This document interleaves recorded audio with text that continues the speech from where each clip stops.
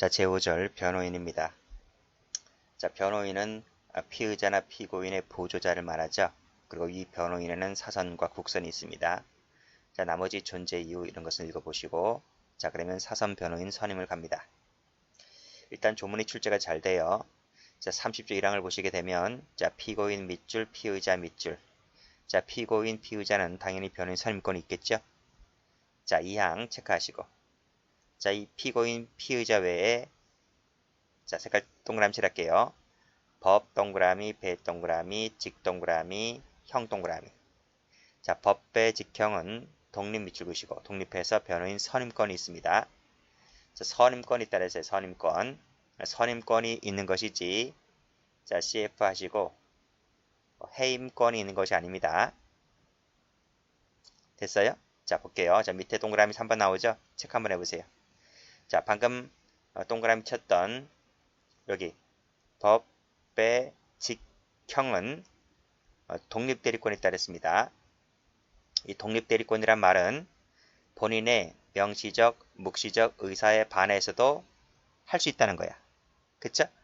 반해서도 선임권이 있는 것이다. 이런 말이죠. 자, 선임권이라 했지 해임권이 아닙니다. 그래서 마지막 줄 보시게 되면 대리권자는 본인 의사에 반해서는 해임이 안 돼요. 그 점을 좀 봐두시고. 자, 그리고 법배 직형이 선임권자이지. 자, 여기 동거인 밑줄 그시고 고용주 밑줄 그시고 동거인 고용주는 포함되지 않습니다. 자, 우리 맨 앞에서 체포구속 적급부 심사 배웠잖아요. 체포구속 적급부 심사 제도 같은 경우에는 동거인 고용주가 포함됐잖아요. 그치? 근데 여기는 포함되지 않습니다. 그런 점을 좀 조심해서 보시면 될 것 같아요. 자, 나머지는 됐고, 자, 밑에 동그라미 1번 배우자는 법률상의 배우자를 말한다. 법인 같은 경우에는 대표자가 선임권이 있다. 그랬습니다.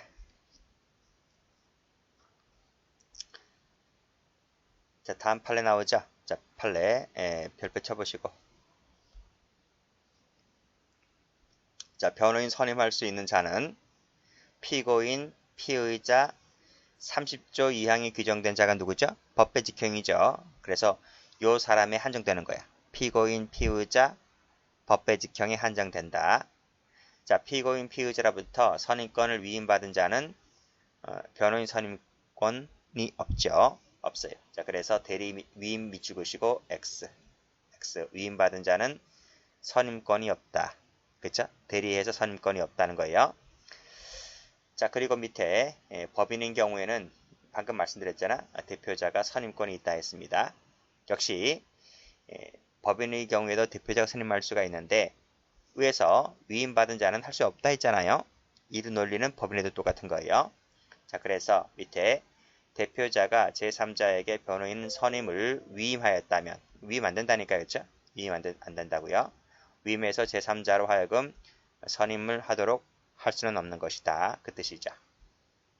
자, 그래서 여기서 세 번째 줄 끊어볼게요. 끊었어요? 끊었어요. 그래서 끊은 부분을 기준으로 해서 앞에 세 줄이 한 문제고 뒤에 세 줄이 한 문제입니다. 그래서 이 판례는 앞에 부분, 뒤에 부분이 다 전부 다 출제가 잘 돼요. 자, 그래서 여기 색깔 칠하세요. 색깔 칠하시고 그러면 돼요. X까지 색깔 칠하세요. 자, 피선임자 갑니다. 자, 변호인은 변호사 중에서 선임해야 된다. 변호사가 누군지 알죠? 그쵸? 변호사 자격증 가진 사람 말하는 겁니다. 변호사 중에서 선임해야 된다. 그런데 자, 끊어보세요. 대법원 이외의 법원이 어디지? 하급심이지, 그쵸? 1심하고 2심을 말합니다. 1심 법원이나 2심 법원의 경우에는 변호사 아닌 자를 변호인으로 선임함을 허가할 수 있는 거지. 허가. 그러니까 법원의 허가를 맡아서 변호사 아닌 자도 변호인이 될 수 있는 거지. 그쵸? 1심에서 2심에서. 그쵸? 사실심이죠? 사실심에서는 변호사 자격증이 없는 자도 선임이 될 수 있다. 허가받아서. 그쵸? 그런 얘기고. 상고심이 어디지? 상고심이 대법원이잖아요. 대법원. 이 법률심입니다. 법률심은 법을 좀 알아야 되겠죠? 그래서 이때는 변호사 아닌 자는 변호인이 되지 않습니다. 못한다. 여기서는 변호사 아닌 자도 가능했지만 동그라미지만 상고심에서는 변호사 아닌 자는 안 됩니다. 그때는 변호사 자격증 가진 사람만 될 수 있는 거예요. 자, 그 밑에 수에는 제한이 없죠? 제한이 없다. 3인 이하로 한다 하면 틀립니다. 수에는 제한이 없어요. 우리 박근혜 전 대통령, 그 다음에 삼성전자 이재용 회장, 그 다음에 조국 전 장관 전부 다 3명이 넘었죠? 열댓 명씩 했잖아요. 열댓 명, 20몇 명, 수십 명씩 했습니다. 그래서 수에는 제한이 없다. 다만 소송 지연이 될 수가 있기 때문에 이를 방지하기 위하여 대표 변호인 제도를 두고 있다는 겁니다. 그 대표 변호인 제도가 밑에 나와 있는 거예요. 그래서 이 법조문들도 좀 기억을 해 두셔야 돼요.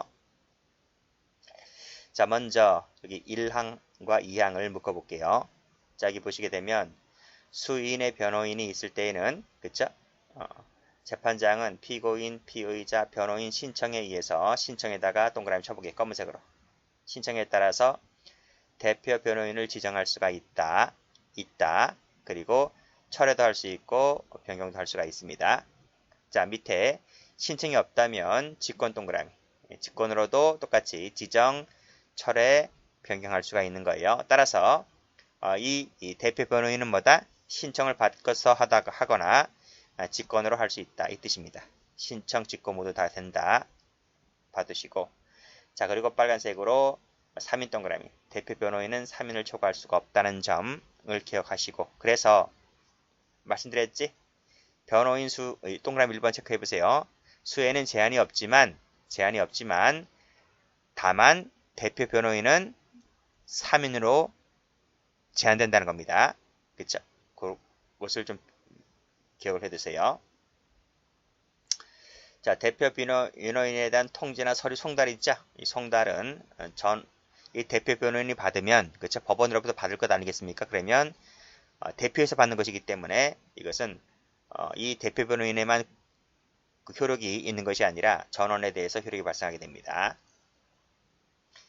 자, 1항부터 4항의 규정은 피의자에게 수인의 변호인이 있을 때에는 검사가 대표 변호인을 지정하는 경우에 이를 준용하면 됩니다. 자, 그 밑에 지정, 철회, 변경 신청은 서면을 합니다. 서면으로 하는 것이 원칙인데 끊어보세요. 공판기일에서는 구슬로도 가능합니다. 그런 내용이고 나머지 것은 됐어요. 자, 다음 선임의 방식 나오죠? 그렇죠? 변호인 선임은 심근마다 여기 나왔네 밑에 1항 체크 한번 해볼게요. 심근마다 서면 밑줄 그으시고 서면을 제출해야 됩니다. 심근마다 제출해야 돼요. 여기 나와있지? 변호인 선임 신고서라는 이 서면으로 공소 제기 전에는 수사기관에 제출하면 되고 공소 제기된 후에는 법원에 제출하면 됩니다. 자, 판례 나오는데 1번 체크해 보세요.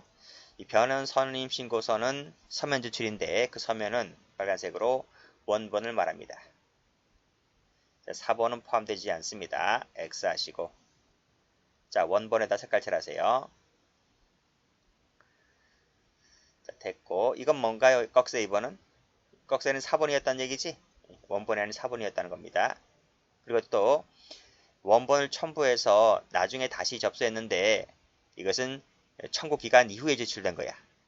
이것도 효력이 없다는 거지. 그렇죠? 4번을 제출했거나 나중에 원본 첨부해서 제출했는데 그것이 청구 기간 이후에 제출된 것이기 때문에 이것은 적법한 것이 아니다. 이런 말입니다. 성질 가볼게요. 자, 이 판례 체크해 보세요. 사선 변호인 나와있지? 사선 변호인의 선임은 이것은 사법상 계약이다. 그쵸? 사법상 계약입니다. 그쵸? 건당 얼마 주지? 건당 변호인 선임료 주잖아요. 그건 사법상 계약인 거예요. 근데 끊으시고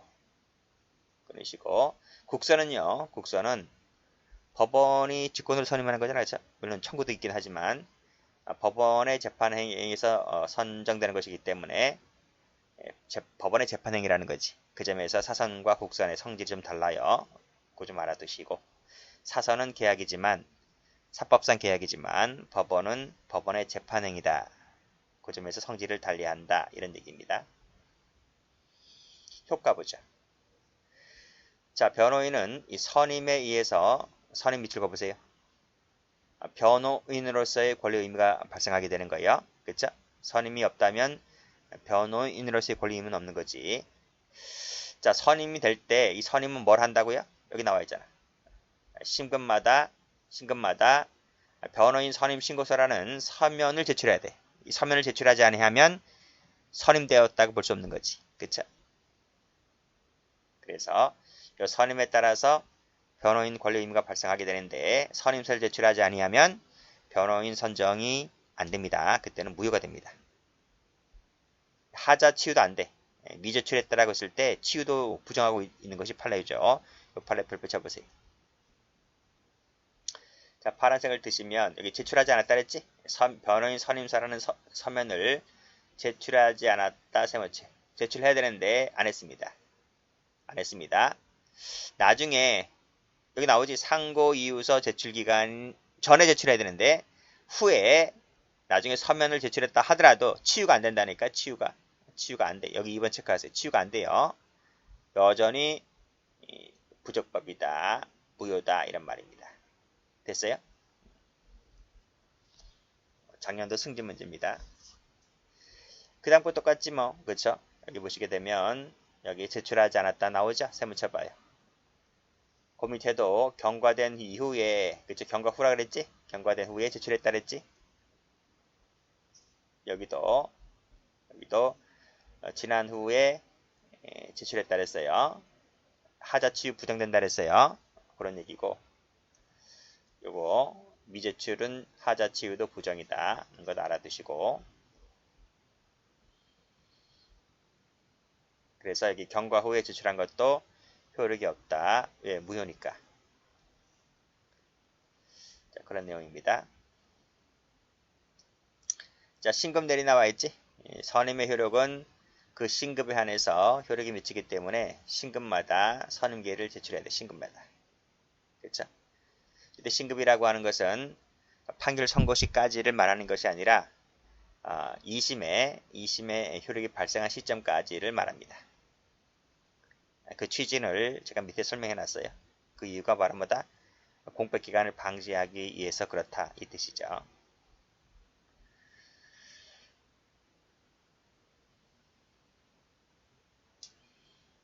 자, 됐고.